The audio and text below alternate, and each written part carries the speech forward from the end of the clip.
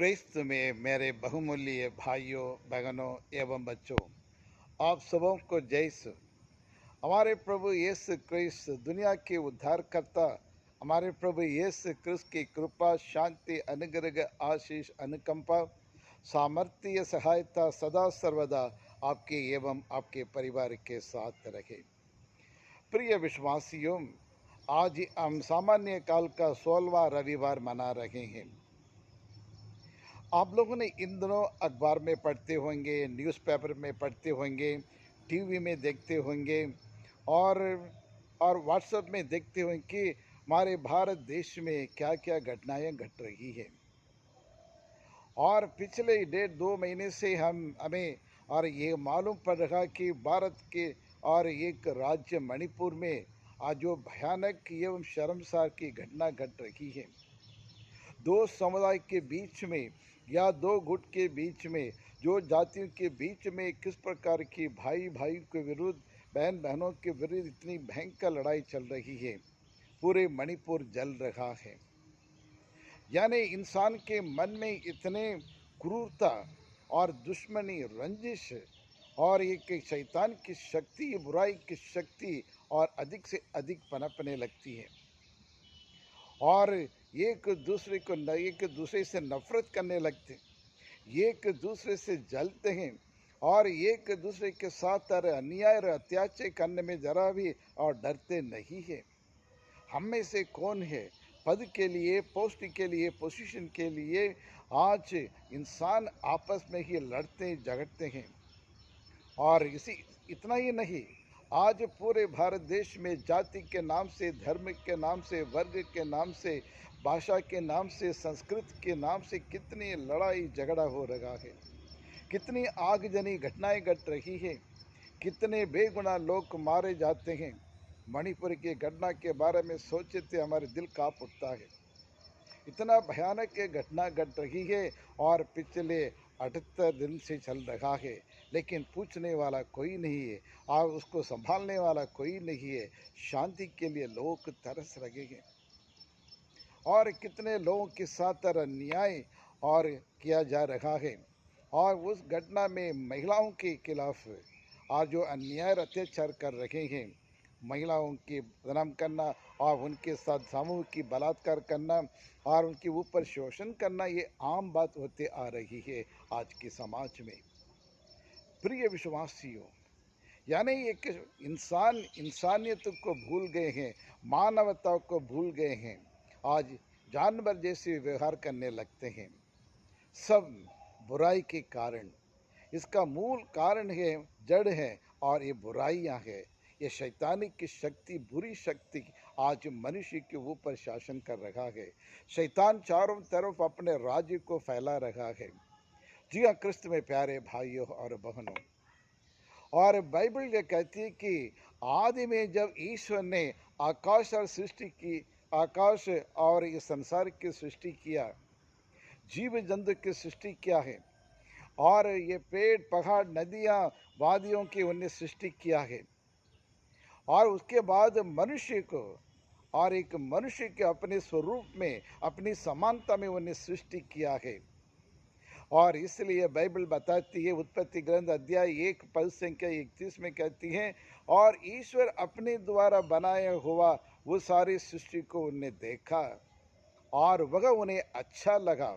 मैंने सब कुछ अच्छा ही अच्छा बनाया और हर चीज़ मानव के भलाई के लिए मैंने बनाया। इसलिए ईश्वर ने संसार को अच्छा बनाया है, सुख, शांति, समृद्धि के साथ बनाया है।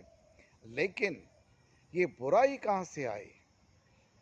जब ईश्वर ने इस संसार को बनाया तो तब सब कुछ अच्छा था, लेकिन बीच में ये बुराई, ये शैतान कैसे आया?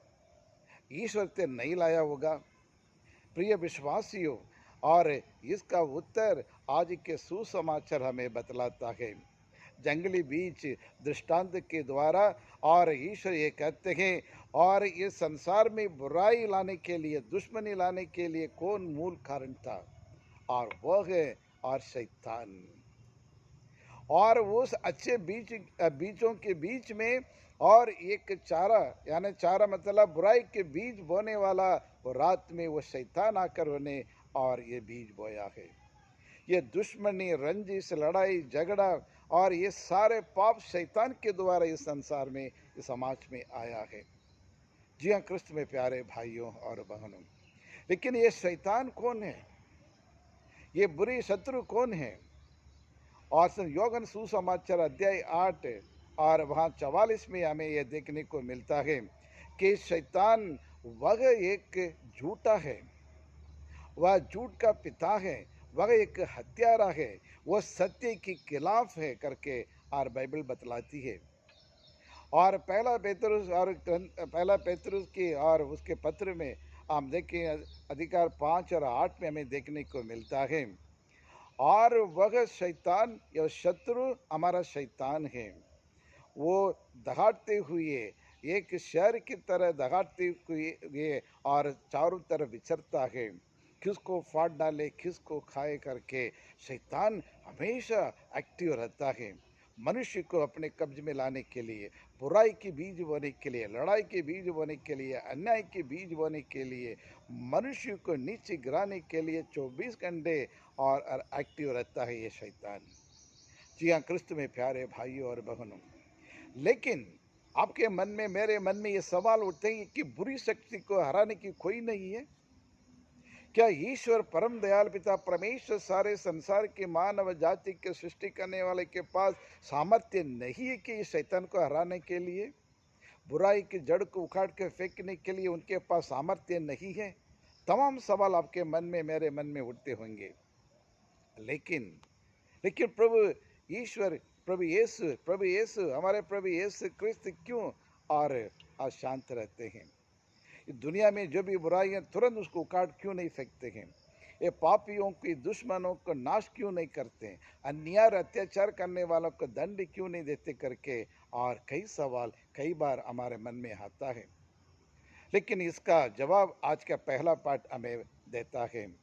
आज का पहला पाठ प्रज्ञा ग्रंथ और अध्याय 12 पद संख्या 18 ये कहता है, और ईश्वर और कृपालु पिता परमेश्वर, दयालु परमेश्वर और बड़े उदारता पूर्वक अपने लोगों पर शासन करता है, उदारता पूर्वक न्याय करता है, वो जल्दीबाजी नहीं करता है और दुश्मनों को भी और समय देता है, पापियों के मन फिराव करने के लिए, पश्चाताप करने के लिए समय देता है, ताकि इंसान सुधर जाए, अपनी गलतियों को स्वीकार करते हुए ईश्वर के पास लौट आए। और इसलिए और वो समय देता है ताकि वो समय के अंदर, निर्धारित समय के अंतर्गत मनुष्य बदल जाए, उनके व्यवहार, उनकी सोच में बदलाव आ जाए और एक अच्छे इंसान बने, शैतानिक बुरी शक्तियों को त्याग करके ईश्वर के पास आए करके, और ईश्वर उन्हें समय देता है, वक्त देता है सुधरने के लिए। जी हाँ क्रिस्त में प्यारे भाई और बहनों, और इतना ही नहीं, और उसकी बुराइयों को दूर करने के लिए ईश्वर ने हमें ये शक्ति दिया है, बल दिया है, ताकि हम ईश्वर के साथ जुड़े रहें, ईश्वर की कृपा पाकर और इस बुराई को, अन्याय अत्याचार के खिलाफ लड़ने की शक्ति हमें देने के लिए तैयार हैं। लेकिन आप और मैं तैयार नहीं है, और ये शक्ति और बल सिर्फ प्रार्थना के द्वारा ही हम प्राप्त कर सकते हैं। लेकिन हम में से कितने लोग आज प्यार और ये प्रार्थना करने के लिए तैयार हैं? कितने लोग सच्चे मन से, हृदय से, निर्दोष मन से, निष्पाप, निष्कपट, निष्कलंक मन से प्रार्थना करते हैं? कि प्रार्थना के क्या अहमियत है हमारे जीवन में, कितना प्राथमिकता हम देते हैं? जब हम प्रार्थना में एक साथ प्रभु के साथ होते हैं तो ईश्वर के सामर्थ्य बल पाकर हम अन्याय के खिलाफ, बुरी शक्ति के खिलाफ, शैतान के खिलाफ हम लड़ सकते हैं। प्रार्थना के द्वारा ही हम ईश्वर के साथ एक अटूट अच्छे एक संबंध हम बना सकते हैं। प्रार्थना के द्वारा ही हम अपनी परिस्थिति के बारे में अच्छी तरह से जान सकते हैं। प्रार्थना के द्वारा ही हम कौन है, कहाँ है, का हमारे आध्यात्मिक जीवन में कितना हम उन्नति करते हैं करके हमें मालूम पड़ जाता है। जी हाँ प्रिय विश्वासियों, पुराने विधान में देखिए, जब मूसा और उनके साथी लोग हाथ उठाकर वो प्रार्थना कर रहे थे दुश्मन को हराने के लिए, उन्हें हाथ उठाकर प्रार्थना की। जब जब उन्हें हाथ उठाकर प्रार्थना करते थे, वो जीत हासिल हो रही थी। जब उनके हाथ नीचे आए, वो और वो लोग को डिफीट को सामना करना पड़ा है, वो हारते थे। फिर हाथ उठाकर जब प्रार्थना करते थे, जीत हासिल हुई। और फिर इतना ही नहीं, और पुराने विधान हम देखते हैं, और सामुएल ग्रंथ में सेकंड सामुएल के ग्रंथ, दूसरा ग्रंथ, और वहाँ 25 पद संख्या 24-25 में भी हमने देखा है, अनेक प्रकार की बीमारियों फैलने लगी। और दाऊद राजा हाथ जोड़कर ईश्वर के सामने घुटने टेक कर प्रार्थना करने लगे, और ऐसे प्रार्थना करने लगे थे कि उस पूरे देश में जो महामारी थी, सब कुछ मिट गया है। और इस प्रकार हमें, और दानियल के बारे में, दानियल के जीवन में अनेक प्रकार की समस्या, मुसीबतें, दुख, तकलीफ, परेशानियां आई, और उन्होंने भी निरंतर प्रार्थना करते रहे, और उस हर समस्या का समाधान उन्हें मिल गया है। प्रभु यीशु को स्वयं देखिए, दिन रात वो प्रार्थना करते थे, शिष्यों को चुनने से पहले प्रार्थना करते थे, और चमत्कार करने से पहले वो प्रार्थना करते थे। और जब जब एक अच्छे और प्रचार करने के लिए जाते थे, ईश्वर के राज्य के बारे में बताने के लिए जाने से पहले वो प्रार्थना करके जाते थे। और इसलिए, और ईश्वर के साथ जुड़े रहते थे। उसी प्रकार आप और मैं प्रार्थना में हम लीन होना चाहिए, ईश्वर के साथ जुड़े रहना चाहिए, तभी ही शैतानी शक्तियों को हराने की शक्ति और बल हमें मिल सकता है। जी हाँ प्यारे भाइयों और बहनों, आज और हर एक परिवार में, समाज में, देश में, जाति में, हर एक इंसान के हृदय में यह शैतान आकर और जंगली बीज यानी बुराई के बीज और डाल देता है। और इसलिए आज ये आपस में भाई भाई के बीच में लड़ाई, माता पिता पति पत्नी के बीच में लड़ाई, परिवार में लड़ाई, जो समुदाय के बीच में लड़ाई, जो जाति और धर्म के बीच में लड़ाई, और आपस में लड़ाई, ये सब का मूल कारण वो शैतान है। हम शैतान को अलाउ कर देते हैं हम में आने के लिए। लेकिन आज के सुसमाचार द्वारा प्रभु यीशु ये कहते हैं, ईश्वर के साथ जुड़े रहो, ईश्वर की कृपा और करुणा और उनकी प्रार्थना द्वारा प्राप्त करते हुए, और इन दुश्मन के साथ लड़ने की कोशिश करें। हे पिता परमेश्वर, हम आपको धन्यवाद देते हैं, तेरी आराधना करते हैं, तेरी स्तुति करते हैं। तो सत्य प्रतिज्ञा परमेश्वर है, शाश्वत परमेश्वर है, और अधिक परामर्श दाता है प्रभु। इसलिए हम आपको धन्यवाद देते हैं प्रभु। हर रोज आप हमारे नई नई कृपा में प्रदान करते हैं, उसके लिए हम आपको धन्यवाद देते हैं। तेरे समान इस संसार में कोई ईश्वर नहीं, सच्चा ईश्वर नहीं है।